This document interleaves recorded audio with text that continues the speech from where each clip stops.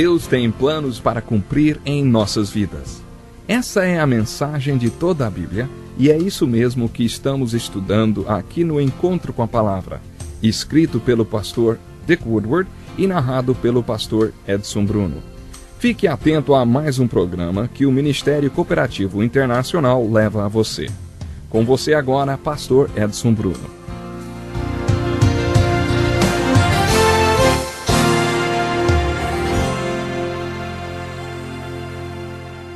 Olá, que felicidade maravilhosa, hein? Estarmos mais uma vez juntos para estudarmos a Palavra de Deus. Já concluímos a primeira parte do estudo dos 5 primeiros livros da Bíblia, conhecidos como livros da lei. Esses livros são chamados de livros da lei porque contêm a declaração da lei. Eles contêm a lei de Deus, ou o que também chamamos de a lei de Moisés. Em certo sentido, esses livros não são apenas livros da lei, mas também livros históricos. Existe uma narrativa histórica em alguns desses livros da Bíblia. Os próximos 12 livros do Velho Testamento são todos livros históricos. Portanto, em certo sentido, podemos dizer que os primeiros 17 livros da Bíblia são todos livros históricos. Depois de concluirmos que os 17 primeiros livros do Velho Testamento falam da história do povo hebreu, podemos fazer as seguintes perguntas. Por que devemos estudar tanta história? Por que devemos estudar tanta história dos hebreus? Afinal de contas, por que temos que estudar história e ainda a história dessa naçãozinha, a nação de Israel? Por que 17 livros inspirados por Deus são livros sobre a história dos hebreus? Há várias respostas para essas perguntas. Uma delas já foi mencionada várias vezes. Essas coisas aconteceram e foram escritas como advertência para nós que vivemos o fim dos tempos. O apóstolo Paulo fez essa afirmação na primeira carta aos Coríntios, capítulo 10, versículo 11. Muitos acreditam que, apesar de estar no Novo Testamento, esse versículo é um versículo-chave para o Velho Testamento, especialmente para a sua narrativa histórica.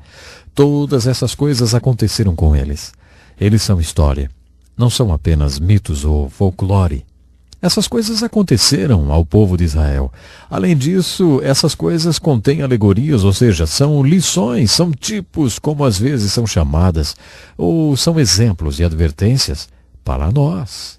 Portanto, lemos a história dos hebreus procurando exemplos.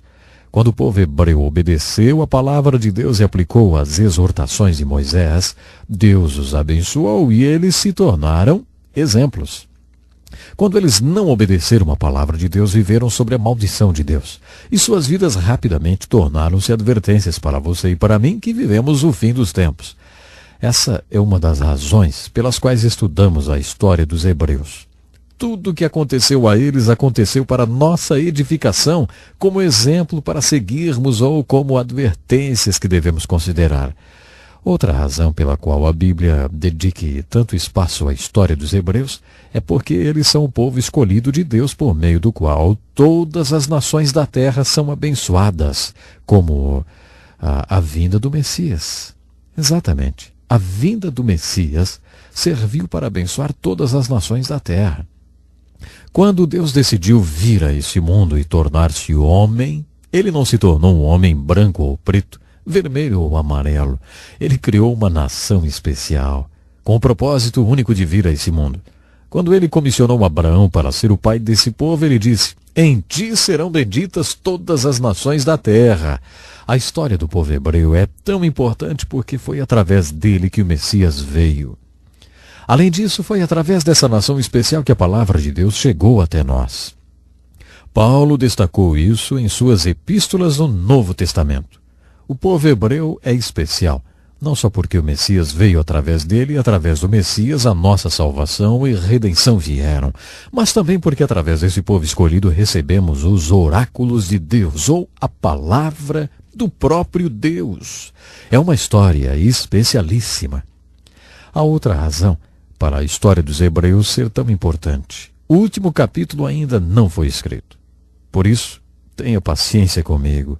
Em nosso estudo do livro de Deuteronômio, deixamos de abordar um dos mais importantes discursos de Moisés, registrado no final do livro, através do qual ele proferiu uma profecia muito importante relativa a Israel. Moisés profetizou o cativeiro de Israel. a dispersão e o retorno de Israel à sua terra. Ele afirmou que haveria um retorno geográfico de Israel à Terra Santa. Israel tornou-se uma nação em 1948. Ezequiel, Jeremias, Isaías e Moisés profetizaram esse retorno. Se você estiver interessado nas profecias bíblicas, então está interessado no que denominamos de escatologia, que significa o estudo das últimas coisas. Se você está se perguntando o que acontecerá, como será consumada a história humana, descobrirá que a Bíblia tem muito a dizer a respeito desse assunto. Deus tem um plano e consumará a história humana de acordo com esse plano. Se você está interessado no plano de Deus para a consumação da história humana, mantenha seus olhos fixos em Israel. Isso mesmo, mantenha seus olhos fixos na Terra Santa. Na carta de Paulo aos Romanos, dos capítulos 9 a 11, Paulo escreveu uma profecia muito importante sobre a salvação de Israel. Israel se voltará para Deus e Deus se voltará para Israel. O apóstolo Paulo diz algo surpreendente. Para punir Israel por ter rejeitado o Messias, Deus permitiu que os gentios, os não-judeus, fossem salvos. Paulo afirma que Deus se voltará para Israel novamente e todo Israel será salvo, depois que o número de gentios ou não-judeus tiver sido salvo. Um número suficiente para punir Israel por ter rejeitado o seu Messias. Zacarias, o profeta, no capítulo 10 do seu livro, afirma que um dia os judeus serão grandes profetas novamente. Segundo ele, 10 homens segurarão um judeu pelo casaco e vão dizer: Deus está com você, fale-nos do seu Deus. Se você estuda a profecia bíblica, percebe que Israel é a chave para a profecia. Nós já vimos o retorno geográfico de Israel para a sua terra. Ainda não vimos o retorno espiritual de Israel para o seu Deus. Já percebemos alguns movimentos emocionados nessa direção. Há alguns acontecimentos realmente interessantes, como, por exemplo, as sinagogas messiânicas. Temos visto uma parte do povo escolhido de Deus nascer de novo e se converter e abrir sinagogas messiânicas. Qualquer sinal de um retorno espiritual de Israel, além do geográfico, é muito emocionante se considerarmos a consumação da história. De acordo com a profecia bíblica, o retorno, tanto geográfico como espiritual, de Israel é um fator muito importante na maneira como será concluída a história. Por isso é tão importante estudar a história dos hebreus. Estudamos a história deles, porque Deus ainda não acabou de lidar com eles, e quando ele terminar com o povo de Israel ao mesmo tempo, terminará de lidar com todo mundo. Podemos justificar a necessidade de estudar história nesse estudo dos livros históricos do Velho Testamento da seguinte forma. Suponha que amanhã você acorde em um hospital e seja informado que sofreu um acidente no caminho para casa e, como resultado do acidente, contraiu amnésia total. Suponhamos que você não tenha a menor ideia de quem você seja e nem de onde você veio. Você não tem a menor ideia de quem é a mulher que parece ter intimidade com você, e nem essas crianças que entraram no quarto chamando você de papai ou de mamãe. Você não tem a menor ideia de quem são eles e está completamente perdido porque está sofrendo de amnésia total. Isso pode acontecer. Qual seria a coisa mais importante do mundo para saber em um momento como esse? Seria, claro, o que nós chamamos de história social. Se você se deparasse sofrendo de amnésia, teria uma obsessão em descobrir a sua própria história social. Ficaria impossível continuar vivendo sem saber onde você deveria estar e para onde deveria ir, até que descobrisse onde você esteve. É assim a história. Se você quer entender a família humana, terá que saber onde ela está, onde deveria estar e para onde deveria seguir. Para entender tudo isso, você precisa entender onde a família humana esteve. Estudando as Escrituras, você conhece o povo de Deus do qual você faz parte agora. Se você faz parte do povo de Deus, precisa entender onde o povo de Deus deveria estar, para onde deveria ir e quais deveriam ser os seus objetivos, valores e aspirações.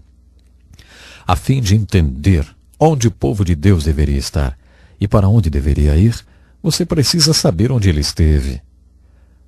Não só o povo hebreu, claro, mas como todo o povo de Deus. Por todas essas razões, iniciaremos o estudo dos livros históricos do Velho Testamento. Estudaremos a história do povo hebreu nos livros históricos inspirados da Bíblia.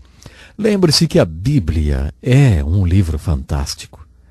Ela faz que você possa se lembrar que a história do povo hebreu iniciou-se com Deus. De acordo com o livro de Gênesis, que o grande livro de Gênesis fala para nós. Você lembra? É o livro das origens. Deus é a origem desse povo e de todos os outros povos. De acordo com Gênesis, através do homem Adão, que é o pai, o cabeça da raça humana, a família humana veio a existir. No livro de Gênesis também ouvimos falar desse povo escolhido, um povo especial, escolhido por Deus, que se originou de 3 patriarcas, Abraão, Isaque e Jacó. O início de tudo está registrado no livro de Gênesis. No final do livro, vemos que desses patriarcas foram geradas 12 famílias ou 12 tribos que tinham ido para o Egito fugindo da fome que havia na terra. É assim que Gênesis termina, com essas 12 famílias ou tribos do Egito. O livro de Êxodo inicia-se 400 anos mais tarde, depois que essas 12 famílias tinham se tornado uma multidão. Nos Estados Unidos da América, de algumas poucas colônias, em 200 anos a população multiplicou-se para cerca de 200 milhões de pessoas. Em 400 anos no Egito, essas 12 famílias tornaram-se uma multidão de cerca de 2 ou 3 milhões de pessoas. Mas eles eram apenas uma grande multidão. Uma das primeiras coisas que Deus acha que eles precisam para desenvolver a sua história é de um líder. Moisés, portanto, foi chamado e comissionado para ser o líder dessa multidão. Nos livros da lei, vimos que Moisés não poderia liderar esse povo se não houvesse uma estrutura através da qual ele pudesse governá-lo. Moisés escalou o Monte Sinai umas 4 vezes e passou 40 dias e 40 noites jejuando e orando na montanha. Em resposta às suas orações, Deus deu a Moisés a lei de Deus, os 5 primeiros livros da Bíblia. Essa lei se tornou a estrutura através da qual Moisés lideraria aquele povo. Com o desenvolvimento de sua história, aquela multidão indisciplinada e desorganizada passou a ser uma nação. Agora eles tinham um líder, uma estrutura de leis e um tipo de governo, mas também tinham um problema. Estavam no lugar errado, estavam no Egito. Deus tinha um lugar para eles e não era o Egito, era Canaã. Eles teriam que passar pela libertação do Egito. Essa libertação aconteceu através da liderança de Moisés. O livro de Êxodo conta essa história. Já o livro de Números nos apresenta a saída do povo de Israel do Egito.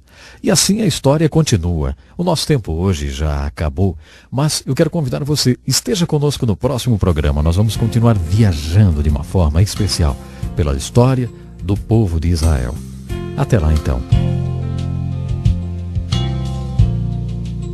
Que lição importantíssima. Obrigado, pastor Edson Bruno. Prezado ouvinte, coloque em prática o que você ouviu aqui. Sem dúvida, sua vida será grandemente abençoada.